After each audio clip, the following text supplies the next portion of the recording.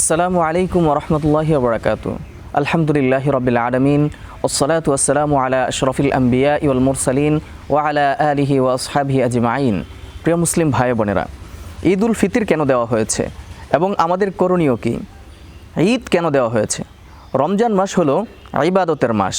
এক মাস সিয়াম, কিয়াম, তিলাওয়াত, দান সদকা করার পর আল্লাহ তাআলা বান্দাদের জন্য আনন্দের দিন হিসেবে ঈদ দিয়েছেন।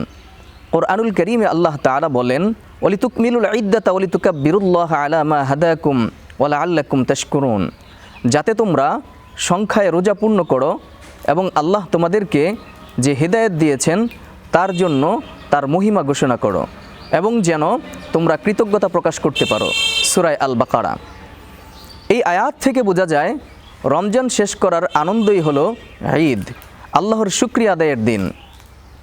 রাসূল সাল্লাল্লাহু আলাইহি ওয়াসাল্লাম হাদিসের মধ্যে বলেন, মদিনায় আগমন করে দেখলেন লোকেরা দুটি উৎসব পালন করত। তখন তিনি বললেন, আল্লাহ তোমাদেরকে ওই দুই দিনের পরিবর্তে উত্তম দুই দিন দান করেছেন, ঈদ উল ফিতরের দিন, ঈদ উল আজহার দিন। সুনানে আবু দাউদ। ঈদ হলো আল্লাহর পক্ষ থেকে উপহার, মুসলমানদের নিজস্ব উৎসব। ঈদ উল ফিতরের দিনের করণীয়: ফজরের আগে সদকাতুল ফিতর আদায় করা। রাসূল সাল্লাল্লাহু আলাইহি ওয়াসাল্লাম সদকাতুল ফিতর ফরজ করেছেন রোজাদারের পবিত্রতার জন্য। সুনানে আবু দাউদ। উদ্দেশ্য হলো রোজার ত্রুটি দূর করা, গরিবদের ঈদের আনন্দে শামিল করা, ঈদের দিন গোসল করা, সুন্দর পোশাক পরিধান করা। রাসূল সাল্লাল্লাহু আলাইহি ওয়াসাল্লাম বলেন, ঈদের দিনে তিনি গোসল করতেন। ঈদের নামাজে যাওয়ার আগে কিছু পানাহার করা।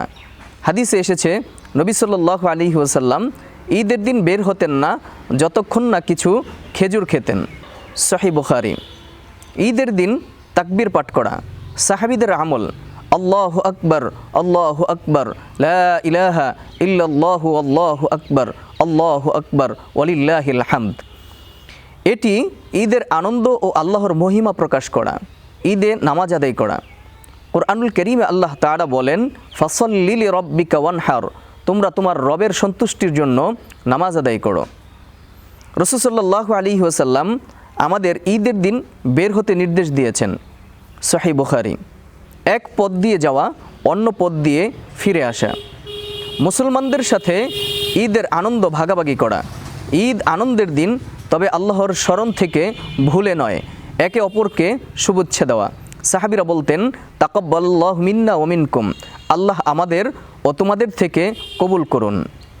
ঈদের শিক্ষা হচ্ছে, ঈদ শুধু আনন্দ নয়, বরং আমাদের জন্য শিক্ষা, তাকওয়া অর্জনের ফল, আল্লাহর শুকরিয়া আদায় করা, ভ্রাতৃত্ব ও ভালোবাসা অটুট রাখা, গরিবদের পাশে দাঁড়ানো।